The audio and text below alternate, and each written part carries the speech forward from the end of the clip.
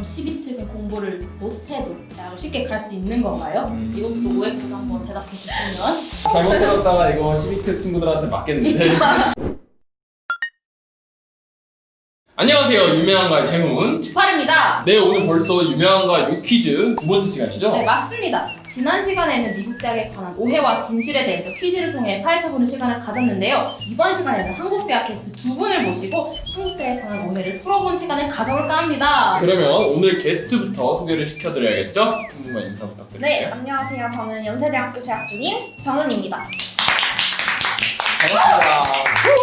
근데 오늘 게스트 두 분이라면서요? 네, 두 분이죠. 한 분은 어디 갔는데요? 어디지?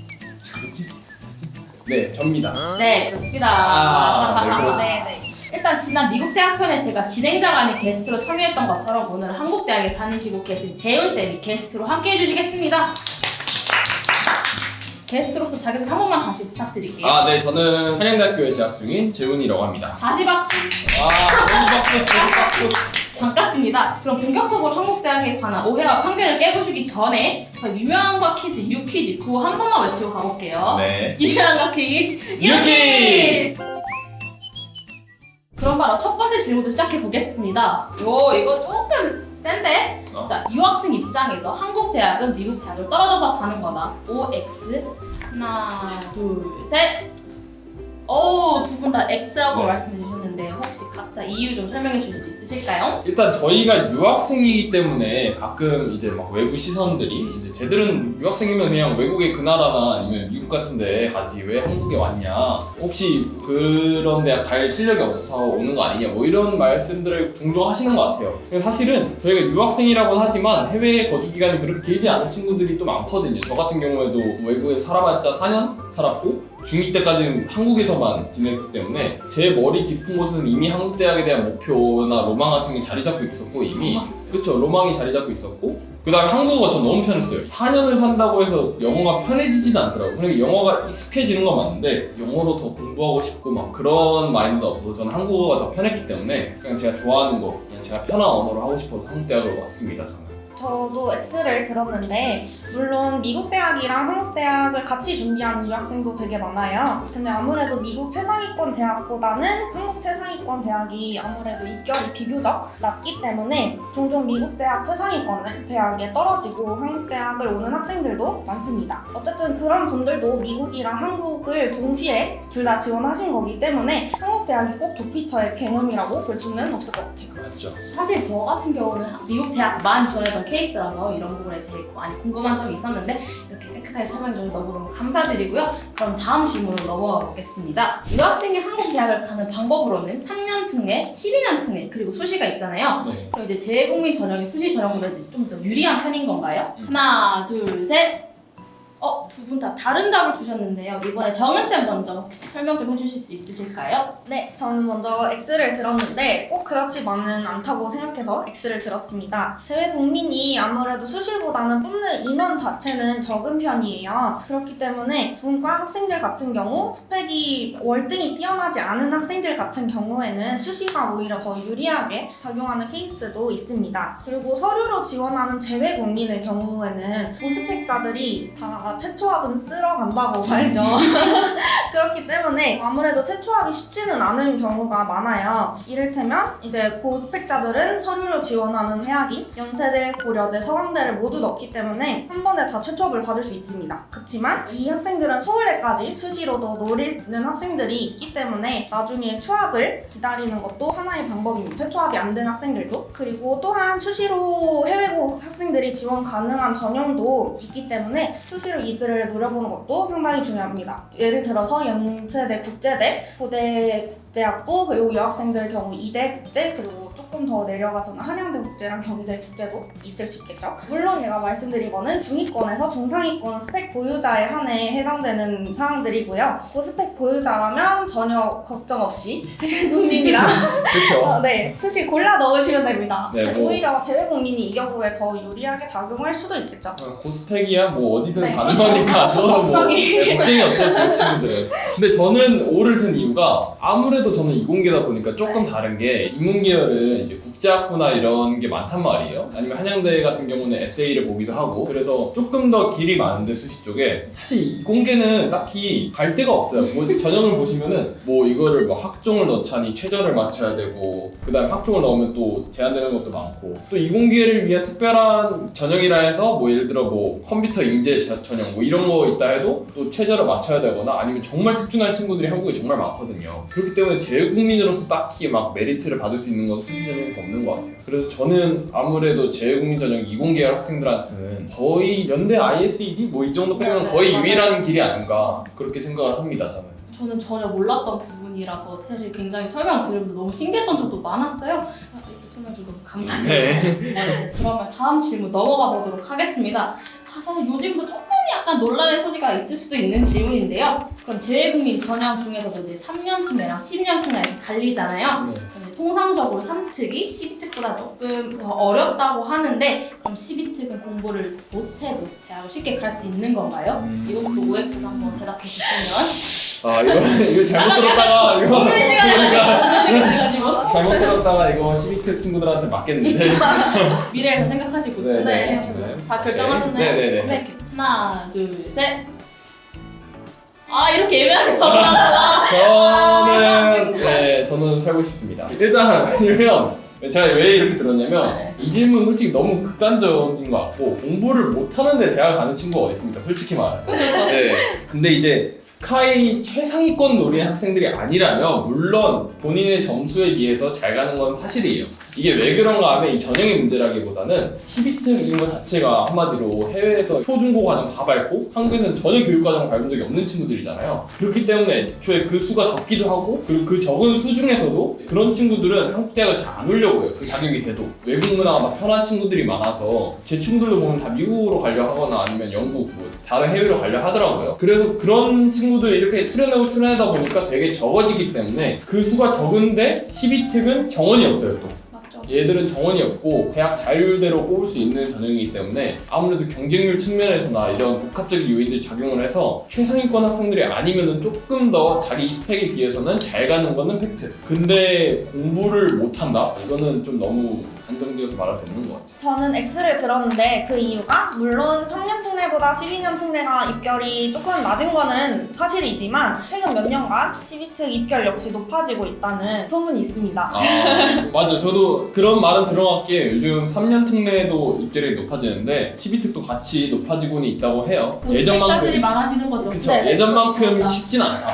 예전에 연고대를 쉽게 들어갔다고 이렇게 생각을 했다면 요즘에는 꼭 그렇지만은 않고 특히 서울대 입결은 연고대와도 조금 더 거리가 있다고 합니다. 특히 의대나 수의대 같은 경우에는 이 12특이라는 사항이 크게 메리트가 되지 않아서 그 점을 이미 알고 계시겠죠?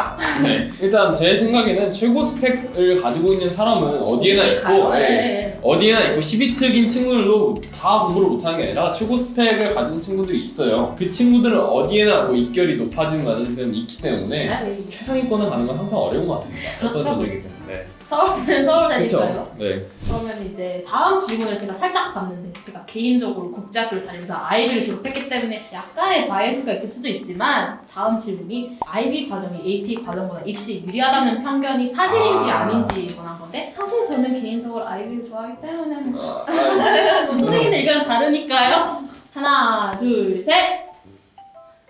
또 두 분 다 X를 주셨네. 약간 마음이 아프지만 한 번씩 얘기 들어보도록 하겠습니다. 제 생각에는 일단 IB나 AP나 대학 입학 사정관들이 뭘 선호한다 이런 건 사실 없어요. 근데 이제 IB 합격률이 AP 합격률보다 높다 이런 말도 있는데 이건 사실 제 생각인데 IB를 하는 학생이 AP를 하는 학생보다 더 많기 때문에 이런 말이 생기는 것 같고요. AP는 이제 과목을 직접 선택해서 공부를 스스로 해서도 볼 수 있는 시험이잖아요. 이수를 하지 않고도. 그렇기 때문에 과목 선택을 잘해서 전국적 특성을 보여준다면은 AP로도 충분히 IB 못지않은 어필을 할 수 있을 것 같습니다. 근데 이런 편견이 나오는 이유에 대해서 조금 얘기를 하자면 저도 X가 맞습니다, 우선은. 다만 IB가 AP보다 조금 더 체계적이고 이수하기까지 조금 더 까다로운 요건들이 있다는 점에서 자소서나 면접에서 조금 더 써먹을 수는 있겠죠. 근데 이제 재훈쌤이 말씀해주신 것처럼 IB가 더 합격률이 높아요 라고 하는 거는 조금 무리가 있고요. 그렇지만 이 카스, 뭐 IA 같은 가슴이 아프죠? 얘기만 들어서 약간 생각 PTSD가 남아있어요.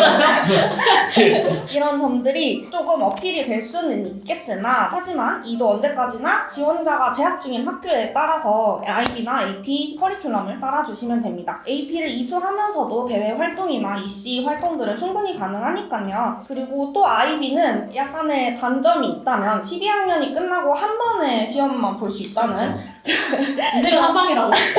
맞아요. 한 방에 좀 잘 해야 되는 그런 점들이 있겠죠. 리테이크가 가능은 하지만 높아지는 점수가 많지 않아서 그리고 또 12학년 끝나고 입시를 치르는 도중에 리테이크도 신경을 써야 되기 때문에 리테이크 보는 학생 자체가 많이 드문 편이에요. 알고 계시겠지만. 근데 이제 AP는 11학년 혹은 10학년 때 아쉽게 5점을 못 받았다면 그 다음 해에 한 번 더 도전을 할 수 있기 때문에 이런 면에서 조금 더 유리하게 작용할 수도 있겠죠. 그러니까 대학이 보는 데는 막 차별이 없는데 그렇죠. 본인이 잘하면 된다는 그렇죠. 이제 IB를 좀 더 유리하게 쓸 수도 있고 AP를 좀 더 유리하게 쓸 수도 있고 장단점이 있는 것 같아요. 그렇죠. 사봐서 뭐 본인이 네. 알아서 잘하자 하네요. 네. 입시가 그렇지만요. 그렇죠. 환경을 탓하면 안 돼, 입시는. 그렇죠. 약간 슬픔을 눌러 담으면서 다음 질문 넘어가 보도록 하겠습니다. 네. 바로 학교를 자주 옮겨 다니면 감점이 되느냐? 이건데 하나 둘 셋 하면 이거 들어주세요. 하나 둘 셋.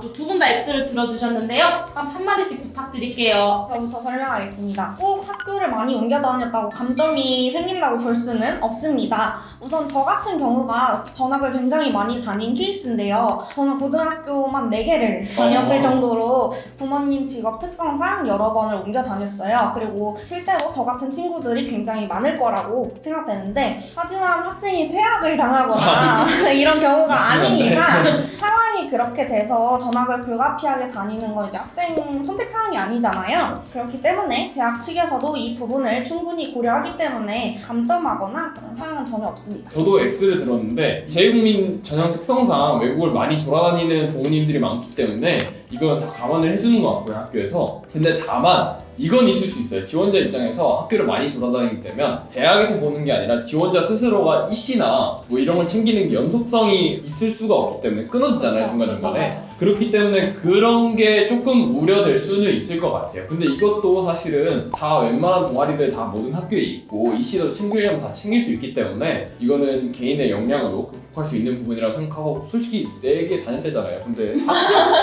대학 갔으니까 충분히 할 수 있습니다. 파이팅! 그리고 학교를 여러 번 옮겨 다니면 커리큘럼도 계속 바뀔 수가 있잖아요. 지속적으로 바뀌어서 이제 혼란할 수 있는 상황 속에서도 학점을 상승 곡선으로 유지를 한다면 적응해 나가려는 의지를 충분히 어필할 수 있기 때문에 그리고 또 대학에 가면은 새로운 환경이잖아요. 대학 자체가 낯선 환경이고 그렇기 때문에 변수가 많은 이런 상황 속에서 적응 능력을 어필하는 게 오히려 장점으로 작용할 수 있다는 점. 약간 예습 이런 느낌? 그렇죠.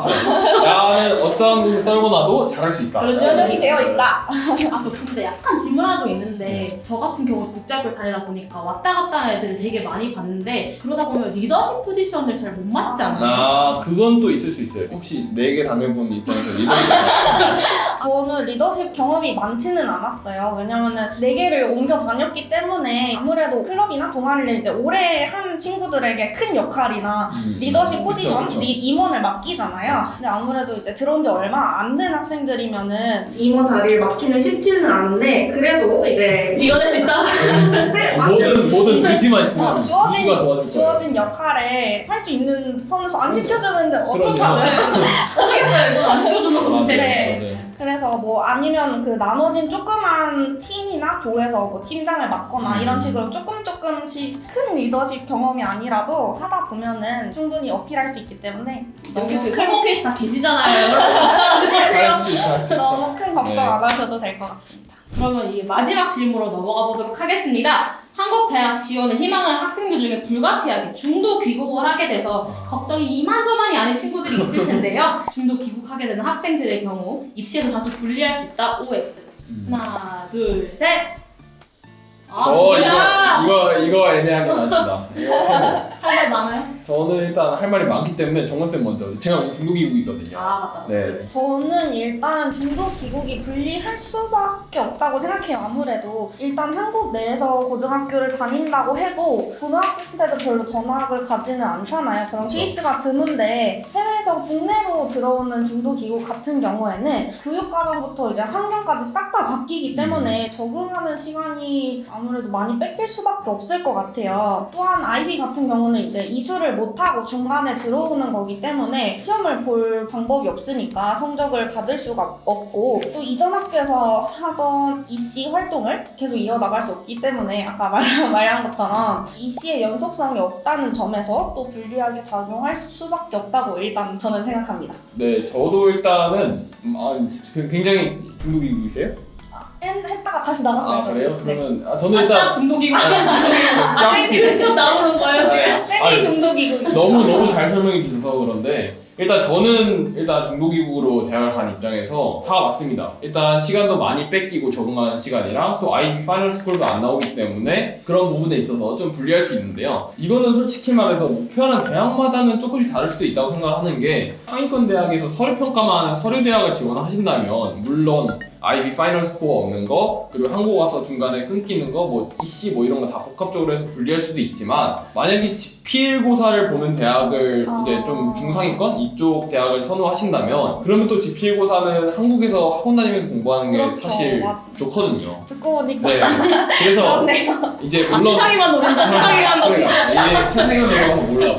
물론 한양대하고 고대가 지필이 있다가 사라지긴 했는데 지금은 어쨌든 지필대학 뭐 경희대나 그 밑으로 지필대학을 노리신다면은 아무래도 한국에 오시는 게 더 유리할 수는 있다. 근데 뭐 전반적으로 적응하는 기간 뭐 이런 거 따지면은 뭐 유불리가 있다. 뭐 이렇게 생각을 합니다. 저는. 네, 오늘 게스트 두 분과 함께 한국 대학에 관한 진실에 관해서 파헤쳐 보았는데요. 오늘 너무너무 수고 많으셨고 다음 시간에도 더 재밌고 알찬 컨텐츠로 다시 찾아오도록 하겠습니다.